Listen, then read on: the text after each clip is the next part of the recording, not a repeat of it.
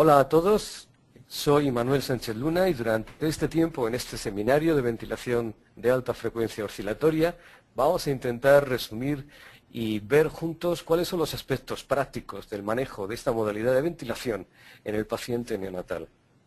Pero antes de profundizar en estos aspectos, debemos de hacer una breve revisión de cuáles son los principios de funcionamiento de esta modalidad de ventilación mecánica. Claro, es importante recordar que esto no es una modalidad fisiológica de respirar.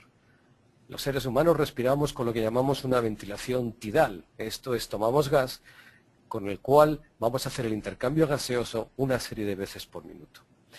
Esta forma de ventilación no es una ventilación tidal y es una ventilación por la cual vamos a realizar el intercambio gaseoso basado en dos principios básicos. Uno de ellos es la aplicación continua de la presión de distensión de la vía aérea y el otro es un mecanismo por el cual vamos a conseguir el intercambio de CO2, el lavado de CO2. Aquí tenemos un esquema muy básico de lo que sería un sistema de ventilación con un sistema de tubos conectado a través de una salida a un pulmón, y este sistema de tubos va a tener un flujo continuo de gas a través del cual se va a generar la presión continua de distensión que va a aplicarse sobre los pulmones. En un punto de este sistema de tubos va a haber lo que llamamos una cámara de gas, de este propio gas con el que estamos ventilando, en cuya parte, normalmente de atrás, va a haber un pistón o una membrana que se van a desplazar hacia adelante comprimiendo el gas. Esta compresión de gas efectuada de forma brusca y rápida va a generar ondas de presión que se van a transmitir hacia la vía aérea del paciente que tenemos conectado en nuestro respirador. Esta transmisión va a ser mucho más potente o más intensa cuanto más potente o más intenso sea el desplazamiento de esta válvula, y va a generar lo que conocemos como delta de presión, un gradiente de presión que se va a transmitir a la vía aérea. La velocidad a la cual se va a desplazar esta membrana o este pistón va a ser conocido como la ventilación o la frecuencia de ventilación en alta frecuencia. Una frecuencia elevada de desplazamiento, que es la que va a transmitir las ondas hacia la vía aérea. Por lo tanto, este mecanismo de transmisión es el que va a generar la ventilación. Aplicamos la presión continua de distensión sobre el pulmón y una vez superada la presión crítica de apertura de la mayoría de las unidades alveolares, el pulmón va a abrirse y va a reclutarse en todas sus unidades alveolares. Con el desplazamiento del pistón o de la membrana sobre esta cámara de gas, lo que vamos a provocar es una oscilación de ondas de presión que va a transmitir energía hacia la vía aérea y es la que a su vez va a condicionar el lavado de carbónico. Por lo tanto, hay dos componentes en la ventilación de alta frecuencia. Uno, la aplicación de una presión continua de distensión de la vía aérea para abrir el pulmón y mantenerlo abierto. Y otro, la generación de ondas de oscilación, que lo que va a provocar es el intercambio de CO2. Aquí tienen un gráfico estándar de lo que serían las curvas de flujo y curvas de presión generadas por un oscilador típico durante la ventilación de alta frecuencia. Y como pueden ver, si nosotros lo comparamos con el trazado de curva de presión de la ventilación convencional, pueden ver cómo en la ventilación convencional se genera una onda de presión durante un tiempo más o menos limitado que va a generar lo que llamamos el desplazamiento de gas tidal dentro del pulmón. Una vez generada esa curva de presión, la presión vuelve a lo que llamamos presión al final de la expiración o PIP durante un tiempo para luego volver a generar ventilación tidal. Como pueden ver, sobrepuesta hay una curva que es la curva de ventilación de alta frecuencia. En la ventilación de alta frecuencia tenemos que tener en cuenta, por lo tanto, que se va a desplazar este pistón o esta membrana hacia el pulmón, hacia adelante y hacia atrás, y va a generar esta onda de oscilación que tiene un componente positivo y un componente negativo. Un componente de entrada de gas, de desplazamiento de gas, y un componente de succión de este gas. Este volumen de gas que se mueve en la ventilación de alta frecuencia lo conocemos como gas tidal o volumen tidal, pero de alta frecuencia, que es un concepto diferente del gas tidal durante la ventilación convencional, ya que este gas tidal nunca alcanza la vía aérea de intercambio gaseoso distal.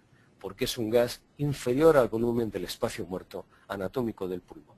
Por lo tanto, la fuerza o el desplazamiento de esta membrana va a generar más gas tidal en el movimiento y este desplazamiento va a generar más energía, más transmisión a nivel distal y por lo tanto, como luego veremos, más lavado de anhídrido carbónico. Bien, en este esquema vamos a visualizar cómo se genera la apertura, el reclutamiento del pulmón cuando aplicamos continuamente una presión de distensión en la vía aérea. Aquí pueden ver en este esquema cómo un pulmón comienza a recibir la onda de presión poco a poco y esta onda de presión va a ir subiendo cada vez más, como tienen el registro, y lo que va haciendo es que cada vez que vamos aumentando la onda de presión, vamos alcanzando y superando la presión crítica de apertura de diferentes unidades alveolares. Cada unidad alveolar va a tener una presión de apertura probablemente distinta, y una vez que hemos superado todas las presiones críticas de apertura alveolar, toda la vía aérea queda abierta y queda el pulmón reclutado. Bien, una vez que hemos generado esta presión de apertura, todo el pulmón queda reclutado, nosotros podemos volver a descender la presión sin que el alveolo vuelva a cerrarse, ya que la presión a la que el alveolo se abrió siempre es una presión más alta que la que necesita luego para volver a cerrarse. Por lo tanto, conceptualmente lo que hemos hecho es aplicar una presión continua para abrir todas las unidades alveolares. Vámonos al laboratorio de investigación para verlo de una forma más gráfica, como en el pulmón de una ratita que hemos quitado todo el gas y lo hemos dejado totalmente vacío, lo conectamos a una fuente de gas que genera una presión continua en la vía aérea. Aquí pueden ver este pulmón vacío de gas aplicando una presión CPAP de 0, como cuando aumentamos la presión a +4, por ejemplo, vemos que no se consigue ningún cambio dentro de esta vía aérea. Si esta presión la aumentamos a 10 y progresivamente a 20, de repente podemos ver cómo hay ciertas áreas del pulmón que han sido abiertas y donde ha entrado gas. Estas zonas más rosas, más sonrosadas, representan áreas en las que la presión de 20 ha sido capaz de abrir los alvéolos que estaban previamente cerrados. Sin embargo, todavía quedan ciertas áreas donde el pulmón no tiene gas. Si subimos más esta presión, como 30, por ejemplo, en este caso, podemos ver que la gran mayoría del pulmón ya está abierto, ya está reclutado, aunque quedan todavía pequeñas áreas o pequeñas zonas de atelectasia donde la presión para abrir estos alvéolos debería ser más alta. Bien, subimos más esa presión y pueden ver cómo en 35, en este caso, todo el pulmón queda abierto, todo el pulmón queda reclutado y, por lo tanto, ya hemos conseguido generar esta entrada de gas en todas las unidades alveolares. Pero ¿qué pasaría si nosotros descendiéramos la presión ahora? Bien, si nosotros descendiéramos la presión, podrían ocurrir dos cosas. O bien el pulmón volvería a la situación previa de irse desinflando progresivamente y provocando atelectasia, o podría quedar abierto. Como es un pulmón sano, que simplemente le hemos quitado el gas, una vez alcanzada la presión crítica de apertura, cuando nosotros vamos descendiendo la presión, el gas permanece dentro del pulmón, puesto que la presión para que se cierre es una presión mucho más baja. Entonces vamos a ver cómo, según vamos descendiendo la presión a 30, el pulmón queda abierto, bajamos a 20, permanece abierto, no aparece en las zonas de atelectasia que sí había en 20 cuando estábamos inflándolo, bajamos a 10, sigue abierto, aunque el volumen total del pulmón podemos ver que ha disminuido, esto es, tiene menos distensión global del pulmón y permanece abierto aún a 0 centímetros de agua de presión. De esta manera, si nosotros construimos un gráfico de relación presión-volumen, podemos ver la curva clásica, estática, de compliance pulmonar. En la zona amarilla vemos la fase inspiratoria, la parte inicial, con los puntos que se llaman de inflexión para la apertura pulmonar, y zona de sobredistensión, que sería a partir de los 30 a 35 centímetros de agua de presión, y la curva azul que representa el vaciamiento. Si nosotros tomamos esta curva y vemos el dibujo y las fotos, podemos representar una zona que llamamos zona de terapia o zona de seguridad o de ventana terapéutica. ¿Qué zona es esta? Bien, esta zona es una zona del pulmón en que el gas quedó dentro, la presión que tuvimos que hacer para abrir ya abrió el pulmón, Pero sin embargo, cuando bajamos la presión, ese gas permanece dentro y el pulmón no se atelectasia. Por lo tanto, lo llamamos zona terapéutica porque cada vez que generamos un cambio de presión y volumen, los cambios de presión son mínimos para generar grandes cambios de volumen. No entramos en atelectasia ni entramos en sobredistensión. Esta es la base del tratamiento con ventilación en pulmones dañados, sobre todo en pulmones con distrés respiratorio. Esto lo podemos hacer con ventilación convencional y lo podemos hacer con ventilación de alta frecuencia. Es importante recordar cómo, y aquí lo vemos muy bien en este gráfico, la transmisión de las presiones en la ventilación convencional es extraordinariamente alta comparada con la transmisión de las curvas de presión en ventilación de alta frecuencia. Y esto se debe a que el tiempo, la duración y la presión altas durante la ventilación convencional hacen que se transmita perfectamente la onda de presión desde la zona proximal hasta la zona distal, representando por lo tanto la entrada de gas hasta la zona de intercambio gaseoso. Sin embargo, en la ventilación de alta frecuencia, esta duración tan breve del cambio de presión hace que se amortigüe fácilmente la curva de presión desde la zona proximal hasta las zonas distales. De esta manera podemos ver que no se genera realmente un cambio de presión más que en la zona proximal de la vía aérea durante la ventilación de alta frecuencia. Si nosotros vamos de nuevo al laboratorio de investigación y conectamos un pulmón de ratita, ahora sí, con un distrés respiratorio producido porque le hemos quitado el surfactante pulmonar, y lo vemos como está ahora atelectásico, y generamos un cambio de presión por ventilación convencional, pueden ver cómo poco a poco, según vamos aumentando la presión pico de la ventilación convencional, aparecen las áreas de apertura hasta que conseguimos abrir el pulmón completamente. Por lo tanto, ¿esto lo podemos hacer con ventilación convencional? Sí. Y lo podemos hacer con ventilación de alta frecuencia. ¿Qué ocurre? Muchas veces para conseguir este reclutamiento en ventilación convencional necesitamos aplicar grandes cambios de presión que pueden provocar daño en el pulmón, sobre todo en el pulmón del niño muy inmaduro o muy pequeño. ¿Cómo es el intercambio gaseoso, por lo tanto, si es que el gas tidal no alcanza el alveolo durante la ventilación de alta frecuencia?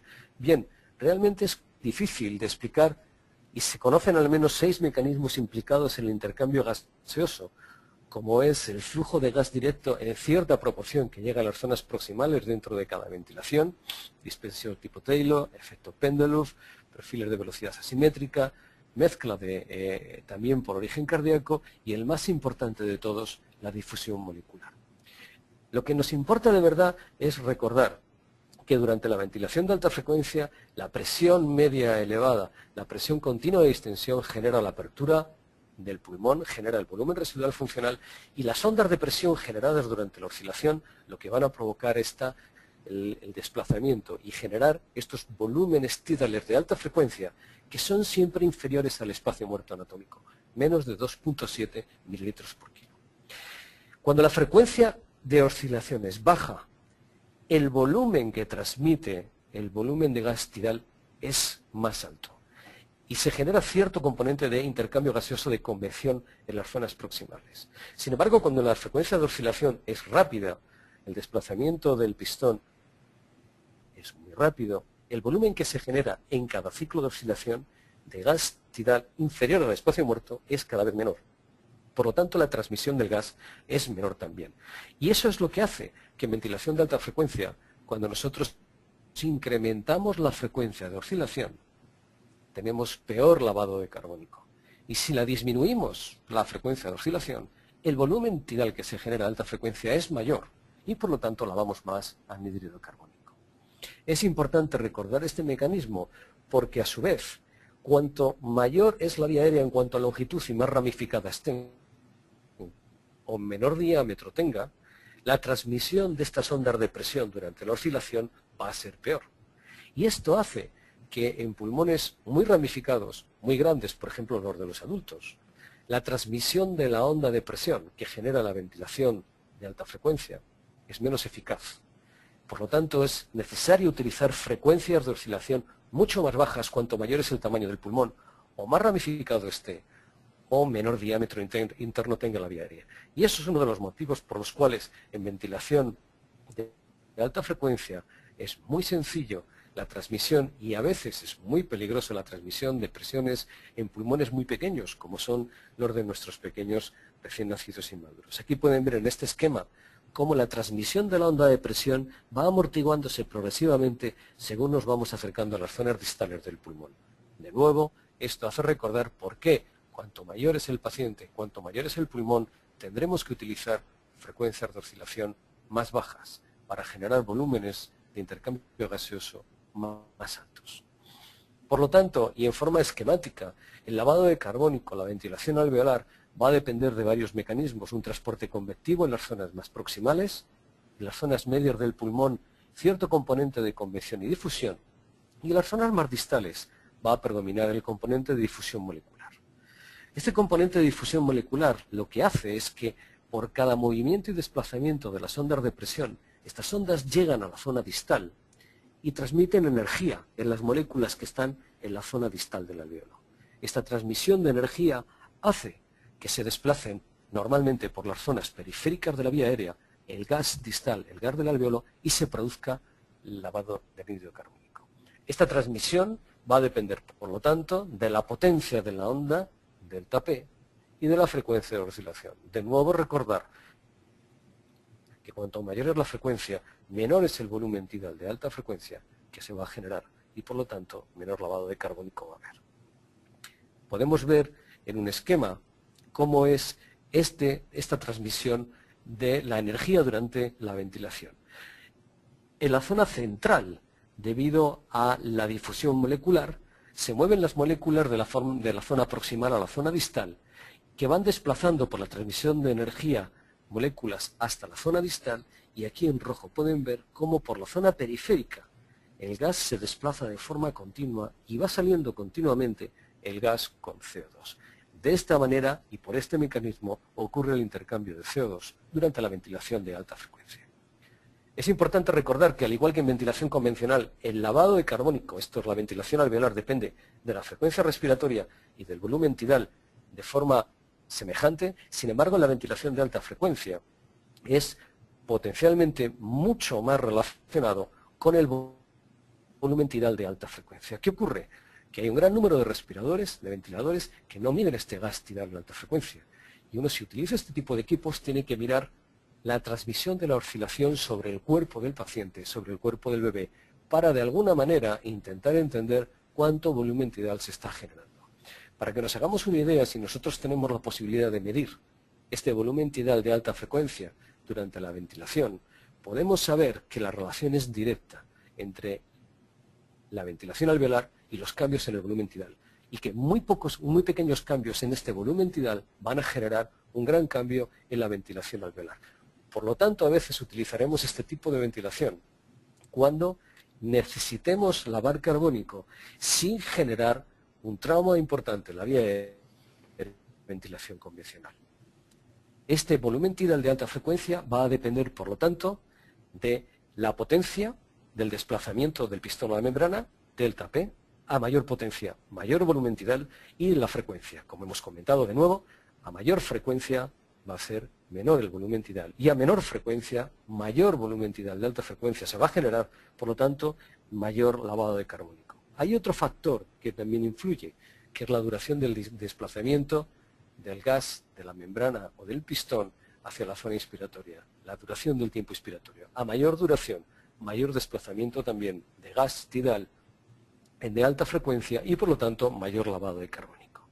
Aquí pueden ver en estos dos trazados cómo, según se reduce la frecuencia de oscilación, el área bajo la curva de la presión y de flujo es mayor, por lo tanto, el volumen que se genera en la transmisión del gas en alta frecuencia también es mayor. Y esto explica por qué, cuando nosotros necesitamos lavar más anhídrido carbónico, si disminuimos la frecuencia, vamos a conseguir mayor lavado de CO2. Otros factores que influyen en el lavado de CO2, por supuesto, la resistencia de la vía aérea, como hemos dicho, pulmones más largos, más ramificados o con menor diámetro van a generar mucha más resistencia para la transmisión de la curva de presión a nivel distal, y por lo tanto se va a lavar menos anhídrido carbónico. Pero también, si tenemos un circuito de muy alta distensibilidad, por lo tanto los equipos de ventilación de alta frecuencia necesitan circuitos especiales que transmitan muy bien la curva de presión, o si tenemos algún problema en cuanto a la mecánica torácica y el propio pulmón. Como hemos comentado, la duración del tiempo inspiratorio también tiene que ver en la generación del volumen tidal de alta frecuencia. Es importante ver cómo este volumen tidal de alta frecuencia se relaciona de una manera tan directa con el lavado de carbónico. Fíjense, esto es un estudio extraordinario realizado por la doctora Magdalena Zimová en el año 2006, donde ella colocó un equipo tradicional de ventilación de alta frecuencia que normalmente no incorpora un medidor de volumen y medidor de flujo, y ella colocó un medidor de flujo y un medidor de volumen para saber exactamente durante la ventilación de alta frecuencia en niños prematuros de muy poco peso cuánto volumen tidal de alta frecuencia se generaba durante la ventilación. Y ella correlacionó este volumen que midió con la PC2 arterial y vio que la correlación era extraordinariamente directa, hasta tal punto que pequeños cambios en el volumen tidal de alta frecuencia generaban cambios inmediatos en la PC2 arterial de estos niños. Y pudo ver cómo los bebés que estaban con anhídridos carbónicos normales, en normocarmia, tenían un volumen tidal medio de 1,67 mililitros por kilo. Aquellos niños que estaban hipocámnicos, esto es hiperventilados, tenían 1,94 mililitros por kilo. Fíjense que poca diferencia entre el volumen tidal y ya genera un cambio importante en la PC2. Y aquellos niños que tenían retención de carbónico, que estaban hipercámnicos, su volumen tidal de alta frecuencia era de 1,54. Por lo tanto, ella vio algo que tradicionalmente los que empleamos equipos de ventilación de alta frecuencia con sensores de flujo incorporados utilizamos, que es que midiendo y conociendo el volumen tidal de alta frecuencia podemos tener una idea muy aproximada de qué cambios en la PC2 van a ocurrir durante la ventilación de alta frecuencia. ¿Por qué la ventilación de alta frecuencia se utiliza tanto en el recién nacido? Bien, porque el recién nacido tiene un pulmón pequeño, un pulmón que transmite muy bien y es fácil de reclutarlo con presiones relativamente bajas, presiones medias en la vía aérea comparado con edades posteriores, como es el niño más mayorcito o el adulto. Por lo tanto, podemos generar esta apertura pulmonar con poco trauma en la vía aérea. Necesitamos menos delta de presión para transmitir y generar volumen tidal de alta frecuencia y, por lo tanto, podemos utilizar de una manera menos agresiva la ventilación cuando hay un fracaso respiratorio en nuestros pacientes neonatales, mejor que en ventilación convencional. Pero es importante que mantengamos siempre, desde un punto de vista práctico, la estrategia de apertura pulmonar. Esto es, cuando nosotros conectamos un bebé en ventilación de alta frecuencia, debemos intentar mover su pulmón a la zona de ventana terapéutica, como hemos dicho. Hay que abrir el pulmón, reclutar el mayor número posible de alveolos para generar un buen volumen residual funcional y de esa manera incorporar la mayor cantidad de unidades alveolares al intercambio gaseoso y reducir, por lo tanto, el trauma en la vía aérea. Es importante, por lo tanto, que lo hagamos de una manera programada estas aperturas pulmonares. ¿Cómo lo hacemos desde un punto de vista práctico? Bueno, hacerlo es ir incrementando poco a poco y paso a paso la presión media de la vía aérea, guiándonos como respuesta a esta apertura pulmonar con la medición de la saturación o de la oxigenación arterial del niño. El problema es que no siempre es tan fácil y quizá no todos los pulmones son iguales y a veces en la misma situación clínica un mismo paciente puede cambiar. Los tiempos desde que nosotros cambiamos la presión media hasta que esta presión media se estabiliza y genera un cambio en la vía aérea son variables y dentro del mismo pulmón pueden ser variables. Estos tiempos de estabilización pueden ser a veces tan largos como 2 minutos o 25 minutos y esto hace que haya que esperar muchas veces con paciencia estos cambios en la oxigenación después de generar un cambio en la presión media. Importante también que hay que evitar la sobredistensión pulmonar, como vivimos en el esquema anterior. A veces una presión excesiva genera una gran sobredistensión en el pulmón y esto puede provocar una repercusión hemodinámica y un trauma en la vía aérea. ¿Cómo hacemos esta estrategia de apertura pulmonar? Bien, incrementamos la presión en pasos, poco a poco, entre 2 o 3 centímetros de agua.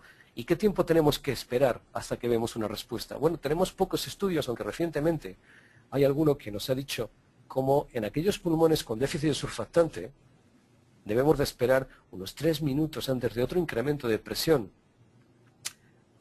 para comprobar que ha habido eficacia en la apertura pulmonar y luego 2 minutos en el descenso. Cuando hemos administrado surfactante, estos tiempos a veces son más largos. Así que, de forma general, podemos recomendar que por cada cambio de presión debemos esperar alrededor de 5 minutos para ver la respuesta en la oxigenación de los pacientes. Básico y fundamental recordar que en la estrategia de protección pulmonar que utilizamos en alta frecuencia debemos mantener el pulmón, como hemos dicho, en la zona de seguridad, pulmón abierto, y utilizar luego el menor trauma en la vía aérea, esto es, la mayor frecuencia en hercios posible, con el menor delta de presión posible, para mantener la PC2 objetivo que nosotros queremos en nuestros pacientes. ¿Cómo son los ajustes iniciales? Normalmente utilizamos la ventilación de alta frecuencia como rescate de la ventilación convencional por una insuficiencia respiratoria grave. Por lo tanto, tenemos que pasar a una forma en que hemos de aplicar una apertura pulmonar utilizando una presión media de la vía aérea más alta del que teníamos en ventilación convencional. ¿Cuánto más alto? La verdad es que no se puede ni se deben dar guías. Cada pulmón es distinto. Si el pulmón es un pulmón atelectásico, muy cerrado, con muy poco volumen pulmonar, la presión media que tendremos que aplicar ha de ser bastante más alta que la que teníamos en ventilación convencional, bastante como 4, 6 o 8 centímetros de agua más elevada que la que teníamos antes. Si el pulmón es un pulmón inhomogéneo con zonas ya de apertura, podremos utilizar presiones no tan elevadas como si el pulmón está muy atelectásico. Y luego, para lavar carbónico, debemos utilizar, como hemos comentado, la mayor frecuencia en hercios y el menor delta de presión para buscar como objetivo iniciar, si podemos medirlo, y esto sería lo ideal, un volumen tidal de alta frecuencia inferior al espacio muerto anatómico 2,7 y superior a 1 mililitro por kilo. Cuanto más pequeño es el bebé, más próximo a 1, y cuanto más grande, me refiero a grande, aquellos bebés a término, de alrededor de 3 kilos, más próximo a los 2 mililitros por kilo. Por lo tanto, el tamaño del paciente, el tipo de respirador que estemos utilizando y la enfermedad que tenga de base son los que nos van a hacer que hagamos unos ajustes iniciales distintos o diferentes. Vámonos de nuevo al laboratorio para intentar ver cómo hacemos desde el punto de vista práctico estos cambios en la apertura pulmonar. Miren, este es el pulmón de un animalito, es un lechón recién nacido con un pulmón muy dañado por un distrés respiratorio. Hemos retirado surfactante, el pulmón tiene áreas parcheadas de atelectasia y algunas zonas donde hay gas pulmonar, y vamos conectándolo a un respirador de alta frecuencia donde vamos incrementando poco a poco la presión media de la vía aérea. Bien, pueden ir viendo cómo desde 5 hasta 15 el volumen pulmonar va aumentando lentamente, pero sin embargo se ven grandes zonas de atelectasia pulmonar. Estamos llegando a 20 y ahora pueden ver cómo hemos alcanzado la presión crítica de apertura en una gran parte del volumen pulmonar. Pero fíjense cómo existen áreas en el pulmón donde todavía el volumen pulmonar está reducido y hay atelectasia pulmonar. La transmisión de la oscilación es correcta, sin embargo existen zonas del pulmón donde no se ha conseguido todavía esta apertura pulmonar. Vamos subiendo la presión media, estamos en 25, y fíjense cómo poco a poco va ampliándose la zona donde tenemos más gas alveolar y desaparece la zona de atelectasia pulmonar. Fíjense cómo en 30 centímetros de agua, en este caso, en este pulmón, la gran mayoría del pulmón ya se ha reclutado y se ha abierto, quedando solo muy pocas áreas, sobre todo en esa zona basal de pulmón atelectásico. Bien, una vez que lo hemos alcanzado, notaremos una mejoría en la oxigenación. Momento para bajar la FiO2 y bajar la presión media en la vía aérea para evitar la sobredistensión pulmonar. ¿Por qué? Porque fíjense cómo ahora, según va viajando la presión media en la vía aérea, el pulmón permanece abierto. Esas zonas de atelectasia que existían a 25 centímetros de agua ya no se ven cuando, después de haber abierto el pulmón, voy bajando la presión media. Y esta es la forma en que en la clínica diaria aplicamos la ventilación mecánica de alta frecuencia. Primero abrimos la mayoría o la totalidad del pulmón subiendo la presión media por encima de la presión crítica de apertura de la mayoría de los alvéolos, para posteriormente bajar la FiO2 hasta una FiO2 objetivo normalmente entre 30 y 40 de porcentaje para los bebés muy prematuros o 60% en los niños casi a término, y después ir reduciendo lentamente la presión media de la vía aérea. ¿Hasta dónde? Pues hasta que veamos un nuevo empeoramiento en la oxigenación. Eso nos indica que de nuevo hemos alcanzado la presión ahora crítica de cierre. En ese momento debemos de volver a subirla para mantener el pulmón en la zona que dijimos de seguridad de estrategia pulmonar. Por lo tanto, de forma práctica, nosotros guiamos por la oxigenación, por la presión media en la vía aérea, que vamos aumentando de 2 o 4 centímetros de agua por encima de la que teníamos en convencional, con incrementos lentos entre 1 y 2 centímetros de agua cada aproximadamente 5 minutos. Vigilamos signos de sobredistensión pulmonar y cuando vemos o comprobamos que la oxigenación ha mejorado, este es el momento para bajar la fracción inspirada de oxígeno, esperar y empezar a descender la presión media de la vía aérea porque el pulmón va a quedar abierto. Lo descendemos lentamente también, aproximadamente 1 o 2 centímetros de agua cada 2-5 minutos, hasta que notamos un pequeño deterioro en la oxigenación. Y en ese momento volvemos a incrementar la presión en la vía aérea para volver a abrir el pulmón y nos quedamos aproximadamente 2 o 3 centímetros de agua por encima de la presión crítica de cierre que habíamos visto. Este es el momento de realizar una radiografía de tórax probablemente para comprobar que no hemos provocado una sobredistensión pulmonar, que estamos con menos de 10 espacios intercostales y normalmente con más de 6-7 en la radiografía de tórax. Otros aspectos prácticos, nosotros en general recomendamos que el bebé pueda respirar espontáneamente durante la ventilación de alta frecuencia, que es la misma filosofía que se tiene con el concepto de super CPAP. El bebé puede respirar si quiere, puede tomar gas si quiere, porque es un flujo continuo la mayoría de estos respiradores y evitamos que estén paralizados con el respirador en caso de que podamos. Hay que ser muy cuidadoso y muy prudente con las aspiraciones del tubo endotraqueal. ¿Por qué? Porque cada vez que aspiramos del tubo endotraqueal, aunque utilicemos sistemas de aspiración cerrado, vamos a provocar cierto desreclutamiento y colapso pulmonar. Por lo tanto, hay que reducir al mínimo estas aspiraciones, estos cambios de presión en la vía aérea. Importante que la vía aérea esté cuidada, manteniendo muy bien controlada la temperatura y la humedad continua del circuito del respirador. Y por supuesto utilizar circuitos de baja distensibilidad especialmente diseñados para la ventilación de alta frecuencia que faciliten la transmisión de la onda de ventilación. Vamos a ir a las indicaciones que en general solemos tener en ventilación de alta frecuencia en los recién nacidos. Hemos comentado ya que este tipo de ventilación lo utilizamos fundamentalmente como rescate de la insuficiencia respiratoria en nuestros niños. Normalmente cuando necesitamos aplicar una presión elevada para abrir el pulmón, para reclutar el pulmón. No se ha demostrado que sea superior a la ventilación convencional para prevenir el desarrollo de, por ejemplo, displasia broncopulmonar en las fases iniciales del tratamiento del distrés respiratorio. Por lo tanto, hoy por hoy, la indicación sería recuperar un pulmón que ha perdido su volumen pulmonar, evitando el trauma que podría generar la ventilación convencional. Por lo tanto, el rescate del distrés respiratorio sería la indicación propia. Pero, por supuesto, también recuperar cualquier atelectasia pulmonar. Y debido a que es mucho más eficaz en el lavado de carbónico comparado con la ventilación convencional, hay situaciones de hipoplasia pulmonar, esto es disminución del número de unidades alveolares o del número de unidades ventiladas y perfundidas, en las que la ventilación de alta frecuencia puede ser más eficaz y va a evitar más trauma que la ventilación convencional. Por ejemplo, situaciones como el dry lung o la hernia diafragmática congénita. También, como forma de vehiculización de drogas, aquellas drogas que queremos que tengan su efecto a nivel distal, es probablemente más eficaz utilizarla durante la ventilación de alta frecuencia si hemos hecho un reclutamiento pulmonar previo.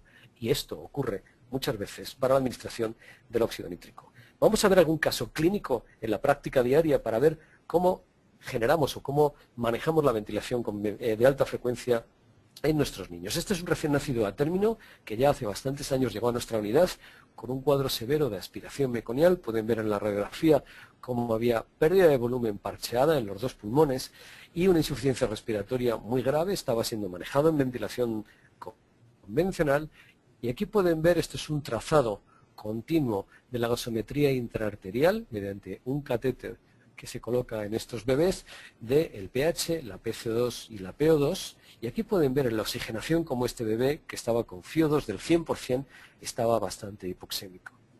Este bebé fue puesto en ventilación de alta frecuencia y transitoriamente mejoró, pero esto fue solo muy transitorio, se le administró surfactante para favorecer la apertura pulmonar y esta respuesta al surfactante fue una respuesta solo transitoria y muy breve. Posteriormente se comprobó que tenía hipertensión pulmonar grave mediante estudio por ecografía cardíaca y se le administró óxido nítrico. Y aquí pueden ver cómo tras el inicio de la administración de óxido nítrico tiene una mejoría en la oxigenación, pero es una mejoría muy transitoria. Por lo tanto, de nuevo este niño volvió a empeorar. ¿Qué hicimos? Comprobamos que radiológicamente este pulmón estaba todavía atelectásico, y lo que hicimos fue ir aumentando la presión media de la vía aérea tanto como que al llegar a 25 centímetros de agua de presión, como pueden ver, aquí bruscamente el niño mejoró su oxigenación y pasó de tener una PO2 arterial de 50 a 256.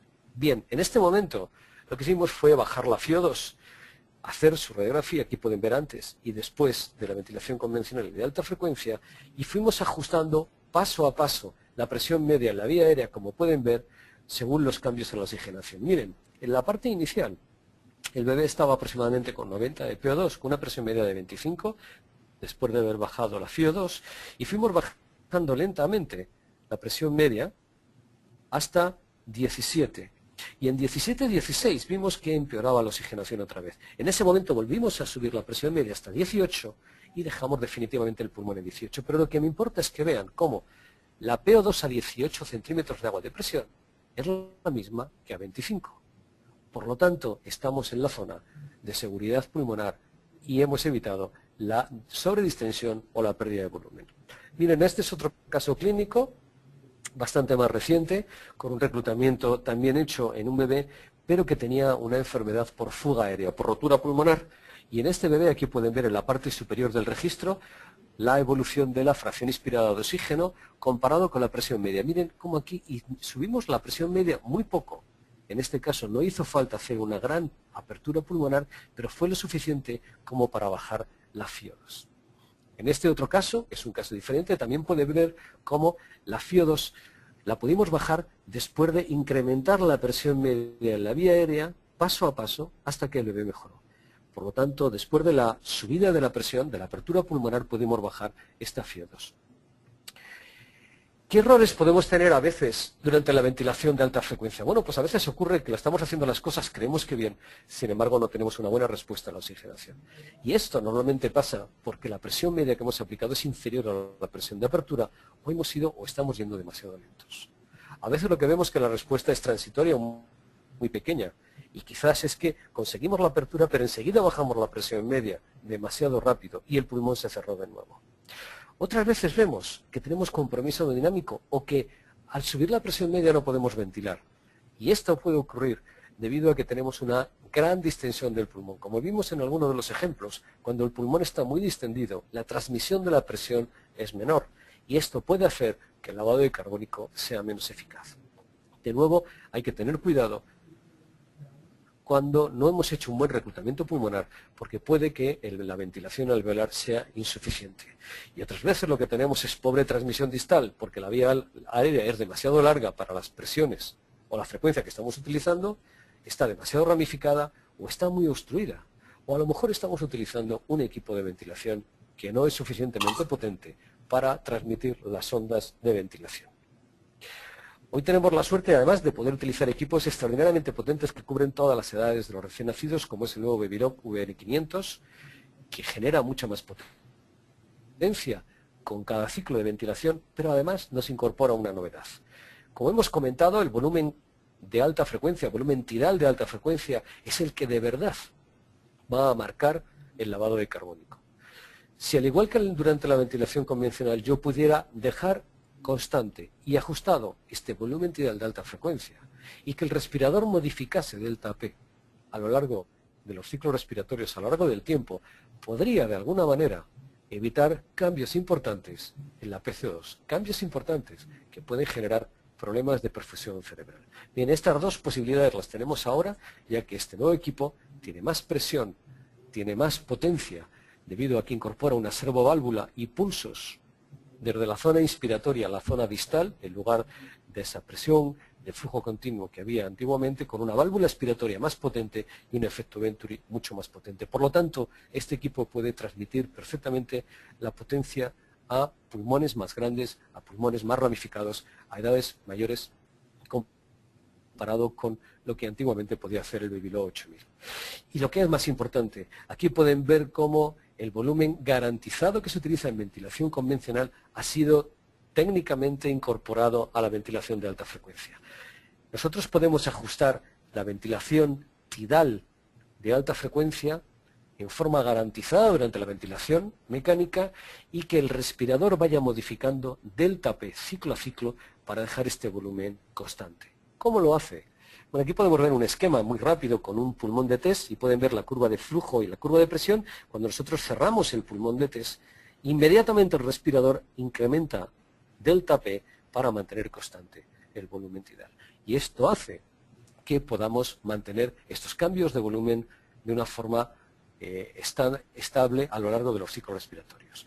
Vamos al laboratorio otra vez para ver un ejemplo. Este es también en un cerdito recién nacido con un pulmón sano inicialmente conectado a la ventilación de alta frecuencia, y en este animalito encontramos cómo, utilizando un delta P de 25, teníamos 8,2 de volumen tidal de alta frecuencia, y este era precisamente el volumen tidal necesario para mantener la PC2 normal.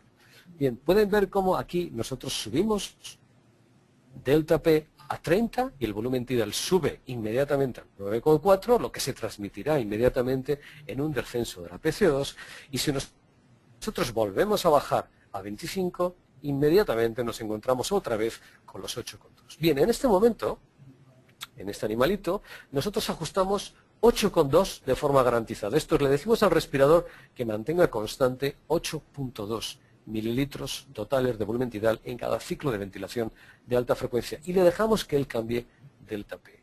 En este momento nosotros provocamos un lavado bronquial del pulmón, nos llevamos el surfactante y generamos un distrés respiratorio grave, y fíjense cómo el respirador inmediatamente mantiene constante los 8,1, 8,2 mililitros de volumen tidal a base de subir delta P hasta 32. Este cuadro es transitorio en el tiempo, pero fíjense cómo mantiene constante el respirador los 8,2 mililitros de gas tidal que le hemos dicho, con presiones ahora de 33, comparado con la situación previa, cuando hemos generado el distrés respiratorio. Y como va mejorando el pulmón a lo largo del tiempo, el respirador va bajando la presión para mantener constante los 8,2 mililitros. Bien, este es un ejemplo clásico de cómo podemos intentar mantener constante este volumen. Vamos ahora a la clínica, y este es el trazado en uno de nuestros niños, que pueden ver cómo arriba tenemos delta P, y esta ventilación de alta frecuencia está en volumen garantizado, este le tenemos ajustado, y fíjense cómo el trazado inferior, que es el volumen tidal de alta frecuencia, apenas se modifica a lo largo del tiempo. Sin embargo, fíjense cómo delta P va subiendo y va bajando para adaptarse a los cambios de la mecánica respiratoria y mantener constante este volumen tidal de alta frecuencia. Este es otro ejemplo en el cual podemos ver cómo el volumen tidal de alta frecuencia es constante durante la ventilación de alta frecuencia con volumen garantizado, y en esta flecha roja nosotros desconectamos el volumen garantizado. Esto es, lo dejamos en ventilación de alta frecuencia estándar, de tal manera que ahora es delta P quien está controlando la ventilación. Fíjense lo que ocurre con el volumen tidal. Pues que el volumen tidal comienza a subir, comienza a bajar, sube, baja, ¿en función de qué? Pues de los movimientos torácicos, muchas veces del niño, de la adaptación y del propio tubo endotraqueal. Y fíjense cómo este volumen tidal puede aumentar extraordinariamente o puede, como pueden ver en la parte inferior del registro, ir disminuyendo progresivamente, lo que provocaría cambios continuos, no solo en el volumen pulmonar, sino en la PC2 de nuestro paciente. Bien, estamos finalizando y me gustaría con esta diapositiva resumir lo que ha sido este seminario, que espero que haya sido de utilidad. Quiero recordar cómo la ventilación de alta frecuencia en neonatología en general es una terapia de rescate, cuando fracasa la ventilación mecánica convencional, cuando nosotros tenemos que aplicar presiones excesivamente elevadas para mantener el volumen pulmonar, o cuando tenemos que lavar anhídrido carbónico de una manera menos agresiva comparado con la ventilación convencional. Por lo tanto, puede ser más protector en zonas del pulmón donde nosotros queramos utilizar la ventilación mecánica comparado con la ventilación convencional cuando hay daño pulmonar. Es más sencillo el reclutamiento pulmonar, como hemos visto, comparado con la ventilación convencional, y puede ser más eficaz este lavado de CO2. Así que algunas alteraciones, como la fuga aérea o como puede ser la hipoplasia pulmonar, puede ser más útil utilizar esta terapia, esta forma de ventilación, que la ventilación convencional. Recordar que es mucha la correlación que tiene el volumen tidal de alta frecuencia, que es inferior al espacio muerto anatómico del bebé, con la PCO2. Por lo tanto, es muy recomendable medir el volumen tidal de alta frecuencia que estamos utilizando en cada ventilación en nuestros pacientes. Probablemente la forma de ventilación con volumen garantizado es una estrategia más segura, aunque necesitamos algún estudio que lo pueda demostrar. Y recordar que siempre esta estrategia de ventilación va a ser protectiva o protectora del pulmón